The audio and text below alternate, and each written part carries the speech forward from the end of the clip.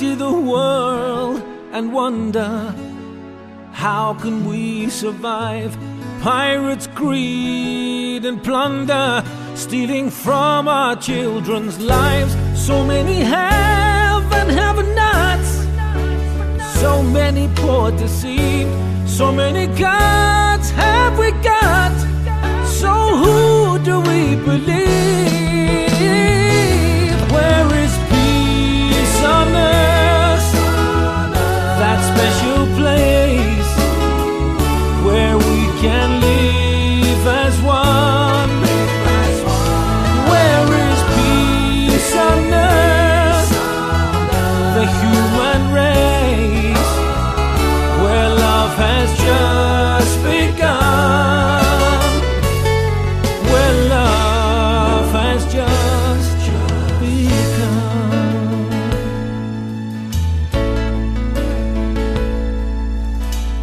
And where is our salvation? Where can we all go if earth became one nation? The blood may cease to flow. It's not so hard to hold. My name's James. I'm coming up 39 years old. I've worked my ass off all my life. I'm a school teacher. I'm a personal learning specialist for an organisation called the Centre for Peace. I'm a social researcher. I've got many qualifications. I've represented Australia. I've represented my state in different sports. I've got 3 glorious children, a beautiful wife, a spectacular home, a massive friendship network of amazing people. And I got to a point in my life where I'm like, I've got everything. There's nothing else for me to do. The last thing I want to be doing is chasing money.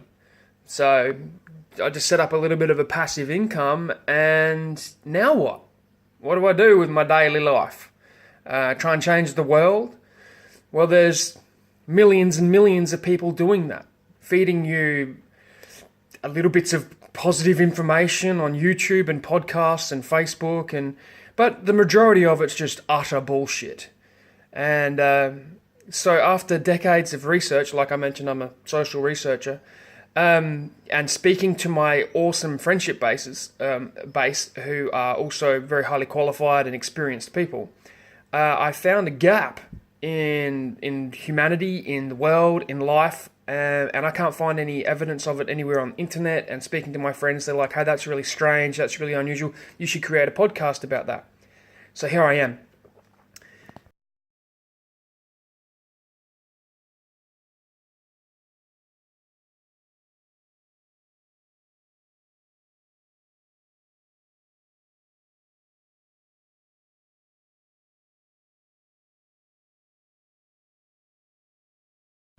So some of you probably think I'm losing my marbles a bit here. You've got to imagine that sometimes the truth looks strange. And for me to get my message across, I've got to start somewhere. So the term I'm going to start with is preoccupation. Now, there have been a lot of geniuses throughout the last several hundred years, and probably many more before, which I can only read about in books and look up on the internet. But the people who are ruling the world, designing society, designing the media systems, the legal systems, the political systems, the people who come up with these ideas, I call bullshit on them. Now, these people are not stupid, right? They've come up with these complex systems for ruling humanity that keep the commoner very preoccupied with education, thinking, work, building a family, buying a house, money, economy, like all these things that bombard our minds and prevent us from having enough time to stop and think about what it means to be human, what it means to develop relationships, what it means to be in touch with our instinct. I mean, get this, right? How can all these complex systems be created if they don't even have a definition of the difference between good and bad? Like, isn't that a foundation of being human? We're these cognitive beings, and we can't even unify on an understanding of what good is and what bad is. Yeah? Like, I'm calling bullshit for hundreds of years of intellect on science, on religion. We have been purposefully oppressed, and we are now in an age of awakening, where a lot of people are just realizing that they are innately empathetic. Yeah, so they're empaths. Yeah, so hundreds of years ago they knew about this stuff, fields of energy, and so they haven't taught you that in school. These are the things that are going to keep you fit, healthy, have increased quality of life, develop relationships, keep you safe from your fears, right? So they don't teach you that. Yeah, they're teaching you from their curriculum to keep this society going, which keeps them in power. But I mean, that's a given, right? I mean, I knew that when I was 10. So what can we do? Yeah, there's not much we can do. They can just wipe us out, right? They've got all the armies in the world. They can just put shit in our water. We wouldn't even know, right? They're trying to change the weather and stuff now. Yeah, they're trying to own our food, commoditize anything and everything they possibly can. So where are we? Where are we left standing? What have we got? What have we got? Yeah, let's have a think about that.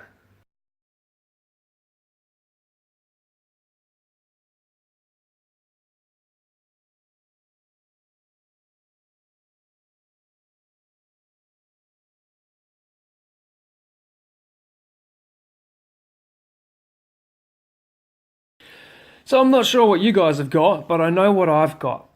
And recently I've got a better understanding about the game that the ruling class play. All right? It's a game called Kairos, and they don't play. Now, I know that sounds a bit strange. Let me show you. I come across this piece of artwork, and apparently the owner paid $15 for it from a dump shop. But it's blown my mind. And to me, what it displays is worth more than multi-million-dollar pieces of artwork. All right, that's interpretive, and in fact, what I'm about to do with this picture is interpretive.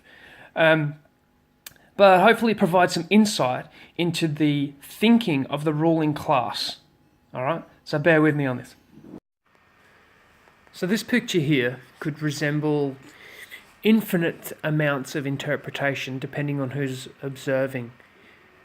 Just like science, just like any other form of art, right? So I'm going to give you my interpretation. And to me, it represents the pockets of knowledge that exist for the entirety of humanity, or the systems of the world that are arranged in a chaotic manner, and yet they kind of look like they've been placed there on purpose. Mostly, though, it looks like there is a blur been put over another piece of artwork, and that's probably because it has. And I've done this to prove the point that there is a mask that's put over our society, and unless you are attempting to improve the society and hack away at this mask and smash this mask off to try and come to not so much a utopian conclusion, but more of a betterment of mankind or human potential in bettering the systems that we currently have, then you're not going to see this stuff. You'll just be preoccupied with the fact that you need to go to school and get a job, and you live for a certain amount of time. You try and stay fit and healthy, and then you curl up and go into a grave. Here is the picture that has changed my life. So during this age of awakening, what's meant by that is that the veil is lifted, the blur comes off of what the true art and the artist has meant. Now, I guess in an unusual sense, I'm suggesting that the people who have designed society are artists. I mean, here I am, 39, having a big whinge about having everything. I mean, come on, I can't complain too much. I've accomplished this because of the systems and how they've existed. What I'm saying now is that we can have so much more. My vision goes through the problems with the systems and analyzes how significant these problems are. Now, back to the picture.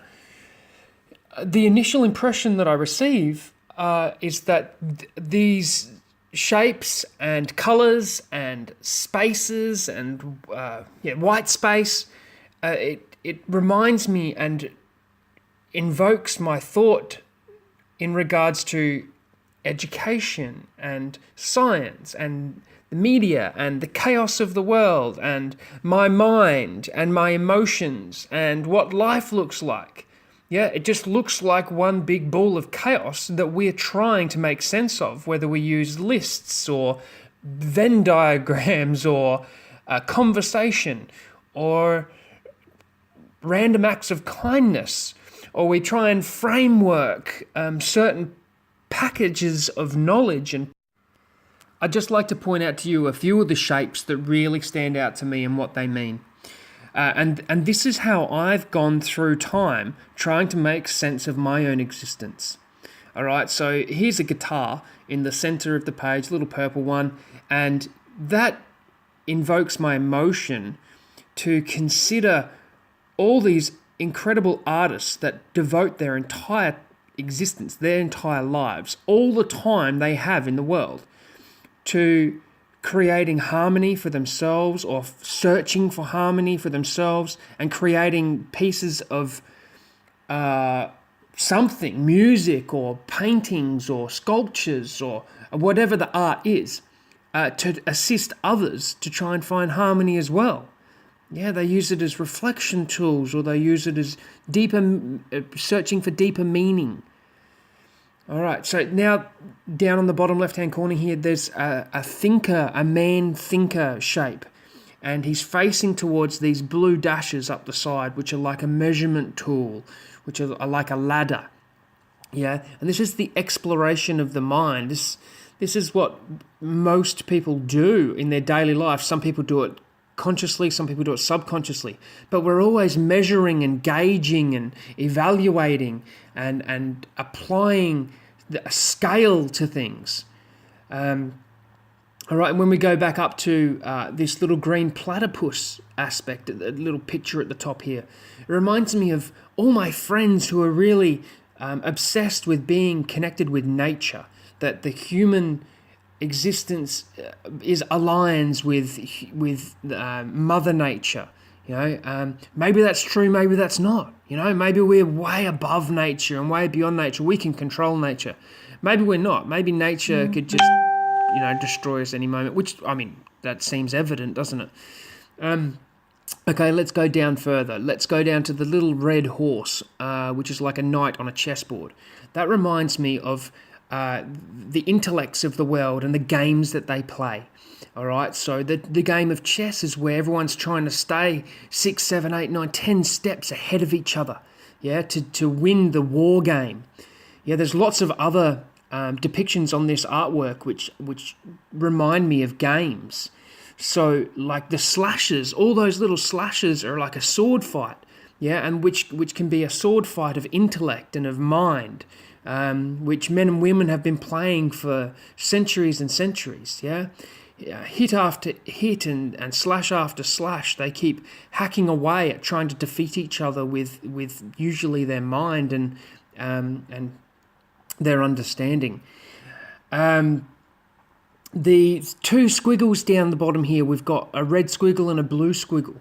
Now, they remind me of the dichotomy, the branch-offs. There's a dualism in the world, right? So we got good and bad, feminine and masculine, night and day. Now, some of these seem pretty obvious and we should adopt them as truths, but also we should consider that these dualisms keep us separated from each other. You know, they have such a detriment. Possibly they have a great benefit and have had a great benefit. But what I can see is that dualisms, as in we can't even understand the definitions of a lot of these, good and bad and right and wrong. We don't have definitions to explain these things, so they're keeping us separate. What else is on here? So a lot of the ink blotches, like the blue one, they remind me that the pen is mightier than the sword, that people have been using correspondence and communication to fight wars of the mind and to communicate their journey within, which is somewhat perceived as a war as well. Where else? Okay, so we've got lots of squiggles. We've got a little orange squiggle that's going up towards the man, and this reminds me of the frequencies that we and the vibrations that we live by, that we try and interpret. Yeah, all the white space between all the dots are like the matrix that they're trying to impose on us now. They're trying to say that there's a matrix that goes beyond the nature of humankind, that's sort of controlling everything and can be explained mathematically and with metaphysics and things. There's a little green triangle down the bottom there that reminds me of the Illuminati pyramid, the top part, which in my perspective, you and I, we the people, we actually make that top part. And it's purposely there to create conspiracy, and the ruling class have created all these symbols to keep us preoccupied until we rise up and we realize that we're the I, not them, and we have nothing to be scared of, but we're the seers. We can wake up and see this stuff, all right? The red cross up in the top left-hand side, this is like the symbol of humanity. The medicine, the helpers, in war, the Red Cross had all this power to go in and mend what the chaos was causing. A lot of what I'm talking about here is called intertextuality. You should look that word up. It's a fantastic word, and it drives a lot of my way of thinking. I learnt that word when I was learning about how to analyze films and books. And other texts as well. Well, the last one that I'll point out is the framing. So there's lots of little sections of framing, and that is people who are creating podcasts like myself, who are preaching about individualism and being purposeful for your family and focusing on your health and well-being and quality of life. What they're trying to do is to frame the chaos that we live in, to give you pockets of information, just small packages of information to make it easier to understand. Now, what I've just been explaining to you is not the full picture. You are seeing the full picture of artwork, which I've brought to the stage here. But that whole picture there, that's the chaos. Everything that I've just explained to you is the game of chaos, and we're all in it playing it, except for the people who thought it best hundreds of years ago, or thousands of years ago, or whatever, to design it this way. All right, these people were clever. Yeah, it may have been designed over a few hundred years or over a few thousand years, but they've kept adding to the chaos. All right, to keep us preoccupied. So they are free to do whatever they need to do to keep their secrets, to make more money, to be in control, whatever. I don't know what their intentions are, like I've said.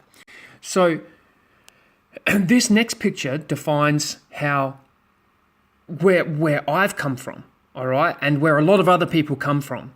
Yeah, so that's we come as babies from what we don't really understand. It seems to be nothing much, all right? It could be everything. It could be a godly figure or a source of everything that we could possibly imagine, and much, much more. But it's not to me, it's not the chaos. We've come from something extraordinarily special, and we've come into this chaos, and for me, but before I'm 40 years old, I've come through this chaos and I found a switch. Okay? So, and the switch is that I'm I understand the chaos, and now I'm stepping off the canvas as best I can with the tools I have. So I'm doing my best to refuse to play the game, all right, until my hand is forced. Now, that switch is, I can imagine, is also where the ruling class are, all right? So we become now, as best we can, equitable to them. Because I can't imagine money means anything to them, and I can't imagine that time means anything to them. They understand these concepts, right? We're born, we live, we die, all right? So why can't we be on the same page? We are equal to them. We just have to realize that we're equal to them, okay? We need to rise up. We need to show them that we've got better ideas than them. There is a better way to play games in this world than their little ball of chaos. And if we're wrong, then I'd like to know what they think. Now, am I special enough? Am I unique enough for them to offer me that information? I don't know. I'm just going to have a wild guess and say, yeah, I am. I'm a good guy. I'm one of the guys who have maintained my integrity throughout my life, playing this stupid game of chaos, which continues to screw with people's mental health, their lives, including death. Like, this causes death and war, and it's definitely not the way forward for the betterment of humankind. It may well have got us here. All right, I don't fully understand that. I need the ruling class's explanation as to why they've done this and what their intention was. But anyway, the light switch. They're their own light switch. I found my own light switch. I want to help you guys become the light switch, which means you need to come and find my light switch and switch it on.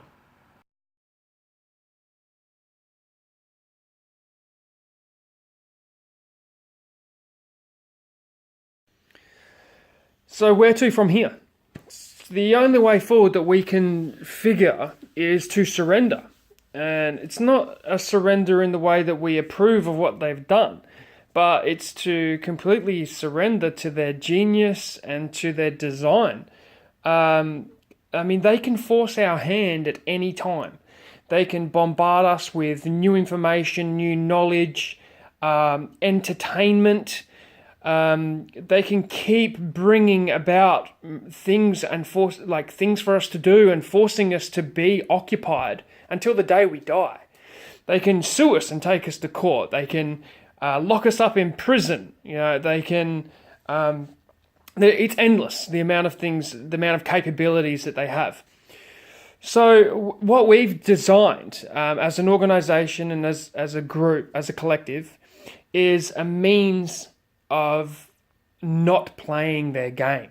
It's up to you guys to come and seek us out and contact us and come and turn that light switch on for yourselves. To use a cliche, you can lead a horse to water, but you can't make it drink. So we have dozens of solutions, and they all collaborate into a single way forward that we want to share with you.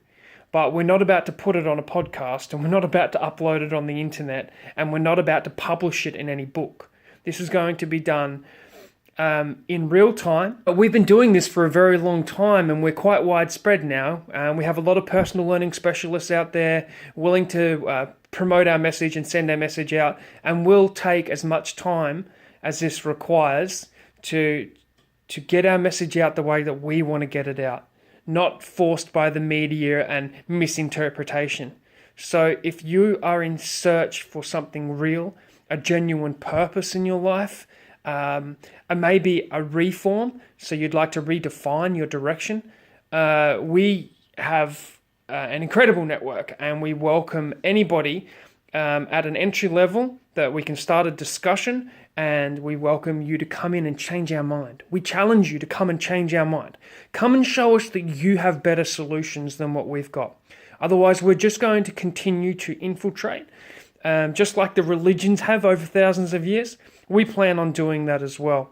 And we've got a lot of people willing to die for our cause. Now, that's not supposed to impress anybody, but it is letting you know that the time is coming, that the world is changing, and people are coming together to join forces to stand up for the love. They're willing to come together and stand up for their family.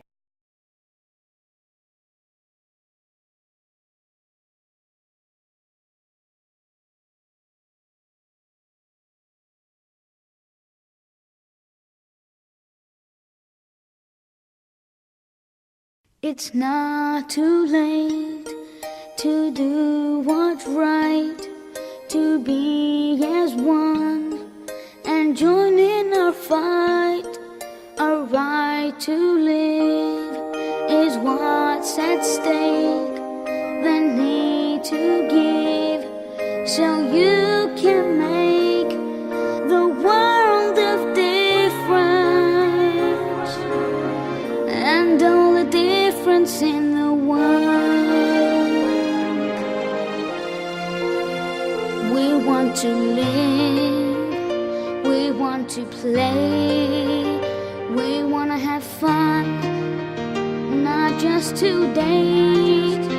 No fear of war, hunger or crime, that's what we want. We'd like to feel safe all the time. It's not too late to do what's right, to be as one and join in our fight. Our right to live is what's at stake, the need to give so you can make the world of difference, and all the difference in the world. We are your pride, we are your joy.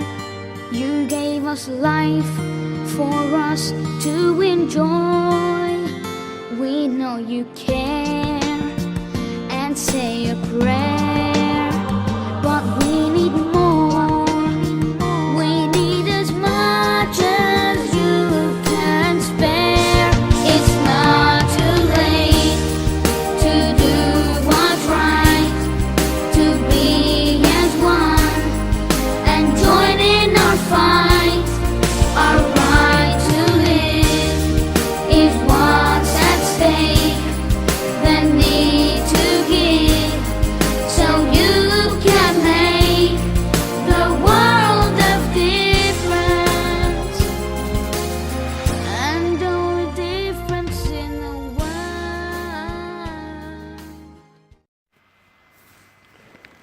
I surrender. You have my time in your hands, and you behave as if to squander what seems so special and unique, without any signs of my significance or lack of. I am forced to endure adversity, and I continue to plod along without any certainty or direction of true purpose. All knowledge and language is fallible. These tools are not working for the intellects, wholehearted and spirit-filled, who wait for an inarguable sign that you are in control. If in your design you require me to manifest a purpose, then what of those who will not agree? I require more tools. To whatever causes this dualism inside me and in the universe, I surrender. You have a masterful design. You keep us imprisoned in this realm of not knowing. Curiosity is the ruler of our existence, as I am sure you are aware, as you play your game. The white flag is raised, and you can mark me off as another human defeated. I have never considered loving less than giving my everything to everyone. I have always walked the line of complete vulnerability, swaying in the winds of the divine relationships I encounter, bashed from pillar to post by the atrocities that exist, but more often astonished by the existence of existence. The infinite potential I recognize beyond others' wisdom and understanding, alas, I cannot put into words, for the world think me crazy. I no longer wish to work for you, and as for the momentum I have caused, I cannot control the inertia, for this power eludes me also. My ripples will continue for infinite time, for whatever that means. Your force is greater than my understanding, and I acknowledge that my words, thoughts, feelings, dreams, instincts, and all there is of me is not worthy of knowing you. I've been raised to believe particulars about the universe and humanity. I have taught myself to be mindful of trickery and disaster. I have now reached a point of uncertainty so deep that all I have left is myself and my interpretation of you. Another dualism. I genuinely believed that I had something worthy of your disclosure. Perhaps you may have shared a secret here and there.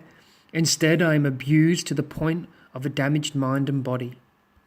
As for my spirit, well, that remains in full tact, although I maintain that it too is under your control. I have nothing. I am nothing. If nothingness be the final lesson, then success is nigh.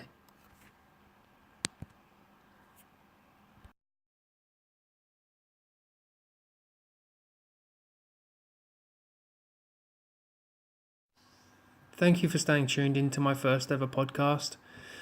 A 32-minute presentation can be quite long-winded, but as an introduction to who I am as a person, I believe we've covered quite a lot of ground, and I look forward to making many more shorter videos in the future, and hopefully you'll come back and check those out too. Thanks.